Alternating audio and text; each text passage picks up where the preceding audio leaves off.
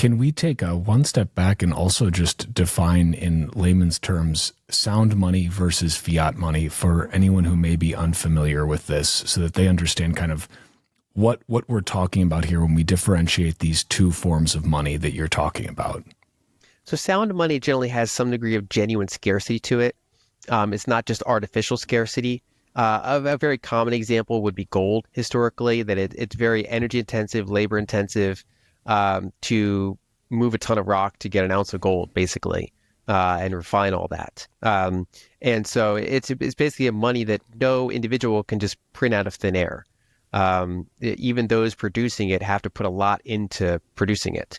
And so, and as a result, like when you look at the history of gold supply growth, according to various estimates, generally the annual supply growth rate is something like 1 to 2% per year.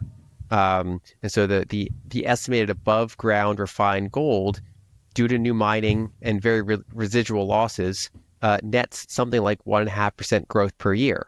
And because that's generally equal or less than our productivity growth, it means prices don't really go up in gold terms. And if anything, a lot of the prices of things you've gotten much better at making go way down in gold terms.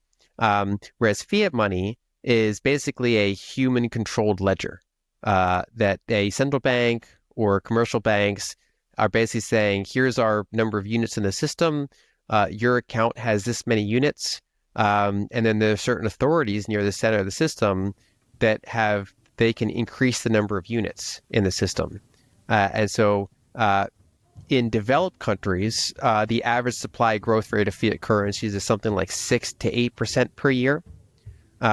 Now, people are getting generally more interest on things like savings accounts and things like that. So they're offsetting some of that, but their net dilution rate, like you're holding a piece of the ledger and your ledger is getting slowly diluted like a melting ice cube, generally at a faster rate than if you were holding an ounce of gold, for example.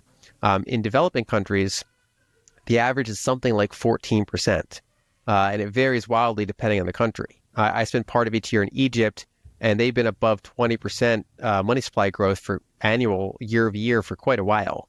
And so everybody who's holding Egyptian pounds is getting rapidly diluted as part of that system. And so that's fiat currency.